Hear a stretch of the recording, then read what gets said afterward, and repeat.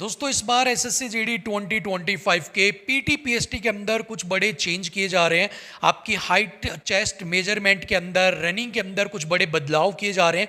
लेकिन सवाल ये उठता है कि जिन बदलावों की बात की जा रही है पीटी पीएसटी के अंदर, क्या सच में वो बदलाव किए जाएंगे या फिर ये सारी चीज़ें कैंडिडेट्स के लिए एक सरदर्द बनने वाली हैं। इन्हीं के ऊपर आज की इस वीडियो में हम बात करने वाले हैं। काफ़ी इंपॉर्टेंट वीडियो आपके लिए रहने वाली है, वीडियो को एंड तक आप जरूर देखिएगा। दोस्तों सबसे पहले आपको मैं यहाँ पर बता देता हूं, फिजिकल के अंदर पीटी पीएसटी के अंदर रनिंग हाइट चेस्ट मेजरमेंट के अंदर जो बड़े बदलाव किए जा रहे हैं ना, उनके ऊपर एक डिटेल्ड वीडियो मैं बना चुका हूं। उसका जो लिंक है वो आपको मैं डिस्क्रिप्शन बॉक्स के अंदर दे दूंगा। बहुत इंपॉर्टेंट वीडियो आपके लिए रहने वाली है, उस वीडियो को आप जरूर एक बार देख लीजिएगा अगर आपने नहीं देखी है। सभी बड़े अपडेट से रिलेटेड जितने भी डाउट्स हैं वो आपके सारे यहाँ पर क्लियर हो जाएंगे। अब आगे हम वीडियो को स्टार्ट कर दें और सबसे पहले हम यहाँ पर एक ब्रीफ जानेंगे कि पीटी पीएसटी के अंदर क्या कुछ अपडेट किए जा रहे हैं, क्या कुछ चेंज किए जा रहे हैं। सो यहाँ पर पीटी पीएसटी अपडेट्स की बात करें तो सबसे पहले अगर मैं रनिंग की बात करता हूँ, यानी कि आपकी दौड़ भाग की बात करता हूँ, तो उसके अंदर आपके कुछ चेंज किए जा रहे हैं। यानी कि इस बार आपकी जो रनिंग का टाइम है ना, वो कैलकुलेट किससे किया जाएगा? रेडियो फ्रीक्वेंसी आइडेंटिफिकेशन डिवाइस यानी कि RFID चिप से। अभी हालांकि सारी चीज़ें जैसा कि मैंने बताया कि कुछ बदलाव किए जा रहे हैं, लेकिन ये जो बदलाव है ये सिर्फ अभी एक तरह से अनुमान लगाया जा रहा है या इनको इंप्लीमेंट करने की कोशिश की जा रही है। अभी ये फाइनल नहीं हुए, ठीक है ना। सो अभी ये कोशिश की जा रही है कि इस बार आपका जो टाइम है, जो मैनुअली चेक किया जाता था, उसको RFID चिप के साथ यहाँ पर जो है चेक किया जाए। RFID चिप से मेजरमेंट यहाँ पर की जाए, आपकी रनिंग जो है वो RFID चिप लगाकर करवाई जाए, ठीक है ना। अभी इसके ऊपर डिटेल वीडियो की RFID चिप काम कैसे करती है, कैसे बंदेगी, वो डिटेल वीडियो मैं ऑलरेडी बना चुका हूं। डिस्क्रिप्शन बॉक्स में लिंक है, वहां से जाकर आप उस वीडियो को देख लेना। नेक्स्ट अगर मैं यहां पर एक बार आपको ब्रीफ ये दिखाता हूं कि RFID चिप है वो दिखती कैसे है, तो देखिए इस तरह की RFID चिप होती है, ठीक है। आपके पैर के ऊपर ये बांधी जाती है और इसके बाद आपका जो टाइम होता है वो यहाँ पर कंप्यूटर के अंदर सेव हो जाता है, बिल्कुल एक्यूरेट माइक्रो सेकेंड के अंदर, मिली सेकेंड्स के अंदर आपका जो टाइम है वो यहाँ पर रिकॉर्ड किया जाता है। यानी कि बिल्कुल इसका 99.99% तक इसकी एक्यूरेसी, या फिर आप कह सकते हो 100% एक्यूरेसी होती है। 100% तो हालांकि किसी की भी नहीं होती, बट हाँ 99% तक इसकी एक्यूरेसी वो यहाँ पर आप मान सकते हैं। इसके बाद अगर नेक्स्ट मैं बात करता हूँ कि आपके हाइट और चेस्ट मेजरमेंट के अंदर भी कुछ अपडेट किए जा रहे हैं। जैसा कि मैंने आपको बताया था कुछ बड़े बदलाव किए जा रहे हैं। अब वो यहाँ पर क्या किए जा रहे हैं कि आपकी जो हाइट है, जो आपकी चेस्ट है, वो डिजिटली, पहले मैनुअली होती थी, अब डिजिटली आपकी height and chest measurement machine के द्वारा किया जाएगा, जिसे DHM मशीन भी बोल देते हैं, digitally height chest measurement machine भी बोल देते हैं। उसके जरिए आपकी हाइट और चेस्ट जो है वो मेजरमेंट की जाएगी। सो जैसा मैंने आपको पीछे RFID चिप दिखाई थी, एक बार आपको मैं वो मशीन भी दिखाने वाला हूं कि आपकी डिजिटली हाइट चेस्ट मेजरमेंट जो मशीन है वो कैसी दिखती है। सो ये आपकी डिजिटली हाइट और चेस्ट मशीन होती है। यहाँ पर आपका जो है हाइट मेजरमेंट होता है, ठीक है, और ये जो आपके पास बैंड है यहाँ पर आपका चेस्ट मेजरमेंट होता है और यहाँ पर आपकी डिस्प्ले होती है जिसके ऊपर आपका जो रिजल्ट है वो शो होता है, ठीक है। सो इस बार ये चेंज आपके यहाँ पर मेनली किए जा रहे हैं कि किए जा रहे हैं, या फिर आप कह सकते हो कि ये चेंज किए जाने हैं। ऐसा प्रस्ताव जो रखा गया है कि आपकी हाइट जो है वो डिजिटली मेजरमेंट की जाए, चेस्ट डिजिटली मेजरमेंट की जाए, रनिंग का जो टाइम है वो RFID चिप है उससे यहाँ पर मेजर किया जाए, ठीक है। अब ये तो बेसिक चीज़ें हो गई हैं, क्योंकि इन चेंज के बारे में हर कोई आपको बता रहा है, मैं भी आपको बता रहा हूँ कि ये चीज़ें जो है ये इंप्लीमेंट होने वाली है और हो भी आपकी इस बार सकती हैं। लेकिन अगर मैं यहाँ पर बात करूँ व्हाट इज सरदर्द, कि सरदर्द यहाँ पर क्या है, क्या ऐसी चीज़ है जो गवर्नमेंट के लिए यहाँ पर सरदर्द बनी हुई है। सो अब इसके बारे में हम डिटेल में जानेंगे। सो चलिए अब जानते हैं कि आखिर में ये जो बड़े बदलाव हैं ये कैसे सरदर्द यहाँ पर बने हुए हैं। दोस्तों एसएससी जीडी 2025 की टोटल वैकेंसीज हैं 39,481, ठीक है। अभी फिजिकल के लिए यहाँ पर लगभग 7.5 जो है मल्टीपल टाइम्स जो है वो कैंडिडेट्स को यहाँ पर बुलाया जाएगा, जो कि लगभग आप यहाँ पर मान सकते हो कि 3 लाख के करीब हो जाएगा, ठीक है। कि यानी कि 3 लाख जो कैंडिडेट्स हैं उनको फिजिकल के अंदर बुलाया जाएगा। अभी अगर मैं यहाँ पर बात करता हूँ कि 3 लाख कैंडिडेट जब बुलाए जा रहे हैं, जब 39,481 आपकी वैकेंसीज है। अभी आपकी जो वैकेंसीज है ना वो यहाँ पर इंक्रीज भी होने वाली है और डेफिनेटली आपकी जो वैकेंसीज है वो यहाँ पर इंक्रीज भी होंगी।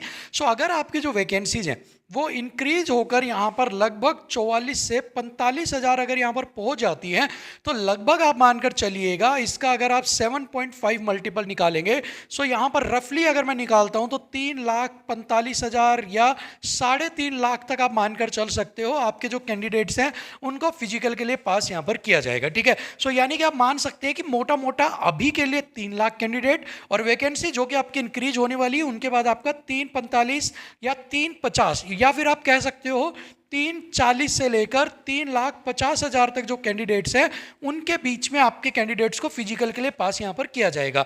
अभी मैं RFID चिप की अगर बात करता हूँ, ठीक है, जिसका प्रोपोजल चल रहा है RFID चिप की अगर मैं यहाँ पर बात करता हूँ, सो यहाँ पर RFID जो चिप है ना वो अब 3.5 लाख जो कैंडिडेट्स हैं उनके पैरों के ऊपर ही लगेगी। ऐसा तो है नहीं कि भाई आधे के लगा देंगे आधे के नहीं लगाएंगे।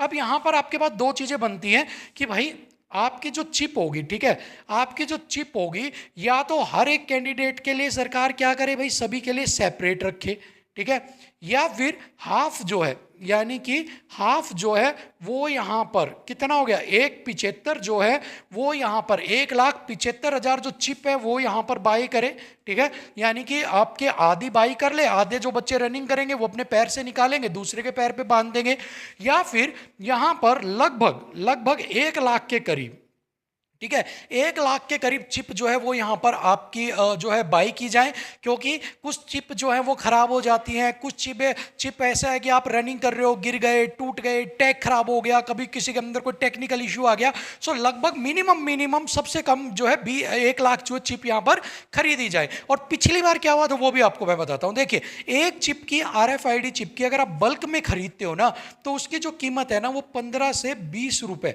ठीक है, 15 से 20 रुपए तक उसका जो टैग है सारी चीजें वो यहाँ पर आपको मिलती हैं। 15 से 20 रुपए जो है एक एस्टिमेट मैंने आपको कॉस्ट बताई है, गवर्नमेंट को हो सकता है इससे कम भी मिल जाए या थोड़ा सा ज्यादा भी मिल जाए, बट लगभग 15 से 20 रुपए की एक चिप यहाँ पर पड़ती है, ठीक है। अगर मोटा मोटा 1 लाख यहाँ पर अगर चिप खरीदती है तो यहाँ पर सीधा सीधा 20 लाख हो गया, ठीक है, 20 लाख हो गया। अगर मैं यहाँ पर बात करता हूँ 15 अगर रेट के हिसाब से पड़ती है 1 लाख खरीदते हैं तो लगभग 15 लाख, ठीक है। और यहाँ पर अगर आप जितनी भी बढ़ाते जाओगे 1,75 है तो उसके आगे आप करोगे 17 लाख के करीब आपके जो है आपका सारा सिस्टम जो है वो उससे ज़्यादा बैठ जाता है। इसके बाद अगर आप 3 लाख के करीब पहुँचोगे तो और रेट जो है वो बढ़ता जाएगा।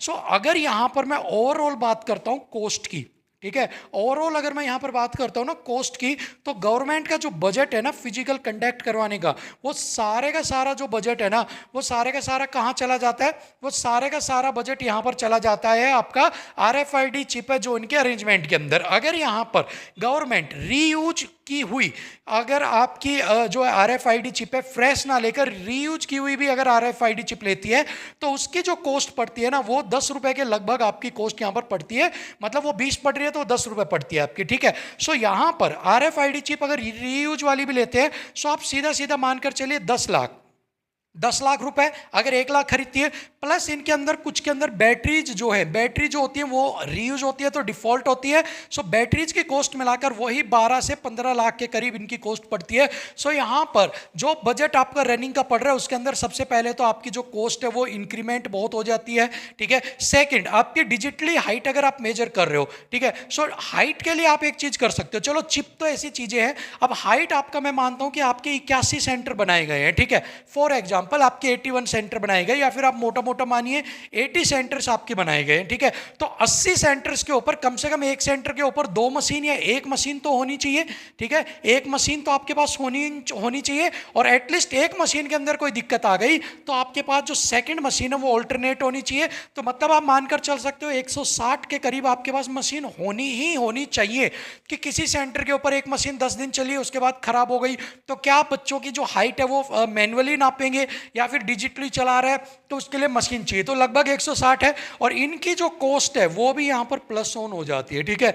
और इसी वजह से जब ओवरऑल आपका बजट बनता है, ओवरऑल जब आपका बजट बनता है तो जो सारा बजट बन के आता है ना वो जितनी भर्ती रहती है ना उसका ओवरऑल कॉस्ट है ना उसका कुछ परसेंट जो है वो तो इनके अंदर ही आपका चला जाता है। और यही पिछली बार भी हुआ था कि आपकी जो RFID चिप थी उनके जब बजट्स को तैयार किया गया, डिजिटली सब चीज़ों को तैयार किया गया, तो फाइनली में कंक्लूजन यही निकला कि अपना फीता ले लो और नापने के लिए, और रनिंग के लिए अपनी हाथ की घड़ी ले लो आप, ठीक है। और इसी वजह से पिछली बार आपके फिजिकल को डिले किया गया, इन्हीं कारणों की वजह से, इसी कारणों की वजह से जो है आपके अब कितना आपको रिजल्ट में, उसके बाद आपके फिजिकल में और उसके बाद के फाइनल प्रोसेस के अंदर डिले देखने को मिला था।